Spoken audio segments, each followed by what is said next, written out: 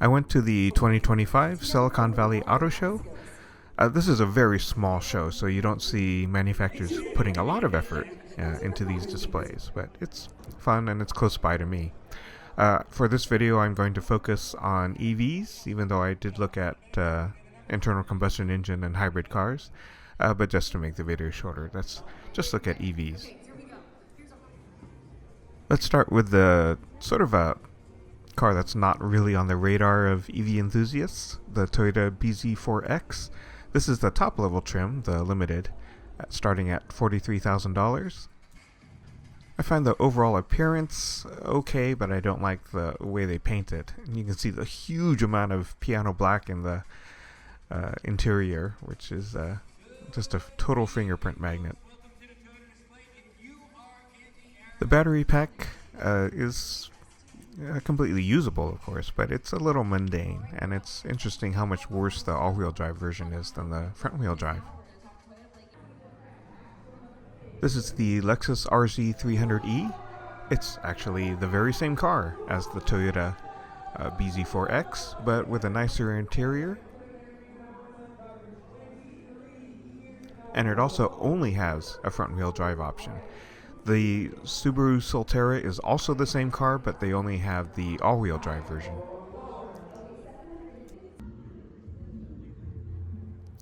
Here's the Jaguar I-Pace. It's a very powerful EV. The battery numbers are surprisingly anemic. I mean, 90 kilowatt hours is a good sized battery. But a peak charging rate of 104 kilowatts is pretty anemic. And the 10 to 80% charging time is, it's not that impressive. You can do far better on other luxury EVs.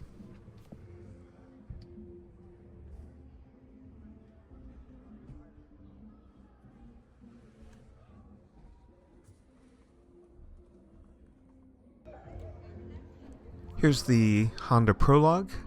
This is Honda's very first full battery electric vehicle, though it shares the same General Motors Ultium platform as the Chevy Equinox EV, the Blazer EV, and the Cadillac Lyriq and Optiq.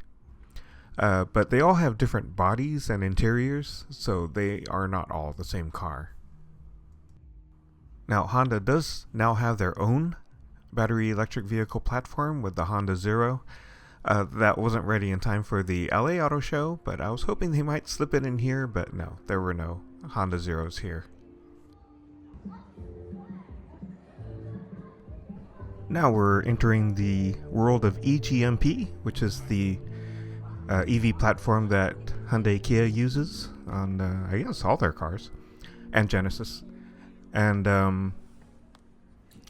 look at the numbers there. These are monster chargers. Good, but not, award-winning range, but these are monster chargers. Peak charging at 180. And eGMP platforms have very, very good charging curves. They will, after the peak, they'll drop a little bit, and then they'll just stay there until they're past 80%. Then they'll start dropping off again. The Kia EV6 is on my list of EVs to consider. You don't see many of these. I'm not sure how good sales are. So I don't know yet if I'm going full EV at some point. Partly because my NIH-funded job might be at risk given this current administration. But it is on my list, though probably not at the top. But who knows? A bit cheaper than the base EV6 is the Kia Niro EV. This is the upper end wave model. There's a lower end wind model that's $39,600. But you can see it doesn't have the charging chops of the EV6. 40 minutes for 10 to 80%. You can see a bunch of piano black here, which is unfortunate. With peak charging at 40 kilowatts, 39.6 seems pretty high for really kind of mediocre charging rate. Now into the Hyundai world is the Hyundai Ioniq 5, and here's another monster charger. You can see they're not called extended, I just didn't know what else to call it. They have a 697 volt battery at 84 kilowatt hours, and it can charge at 233 kilowatts for that version. For the standard version is still an impressive 175 kilowatts.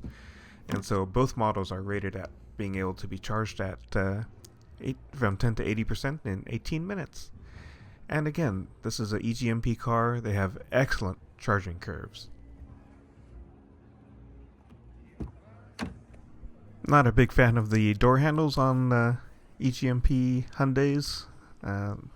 You'll hear them say it's about aerodynamics. Whatever.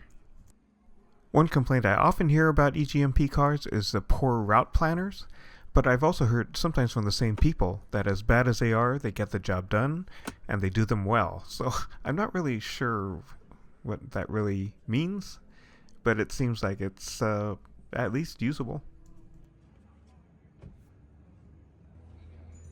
While Kia sells a crap ton of Ioniq 5s, they sell a thimbleful of Ioniq 6s. I don't often see these on the road, and I know from their numbers they're really not selling many. But I've heard they are going for a refresh at the end of 2025.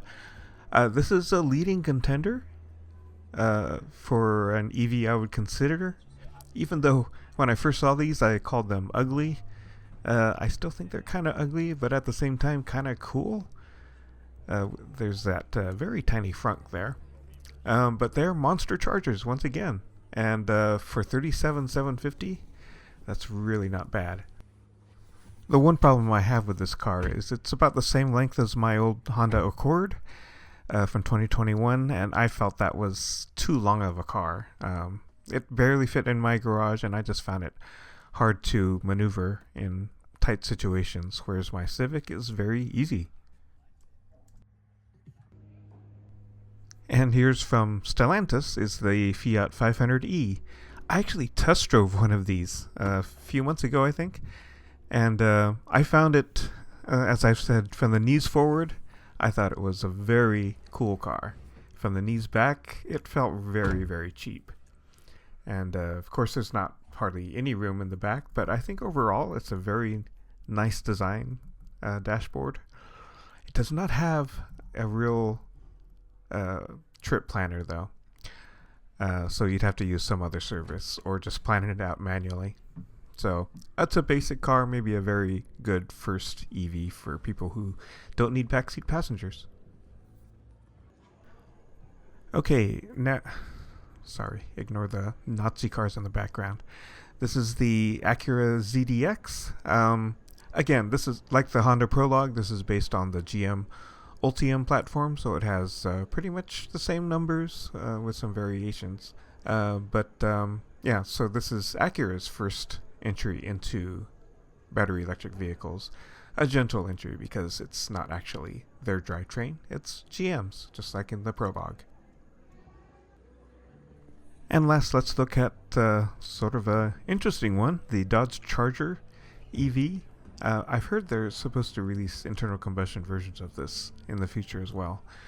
A lot of EV enthusiasts are not particularly impressed with this car. By the numbers, it looks okay. You can certainly do better, but certainly much worse as well. In the back there, near where the woman's standing, there's actually a big speaker to have engine sounds. So anyway, that's kind of weird, but I guess for this market that kind of makes sense.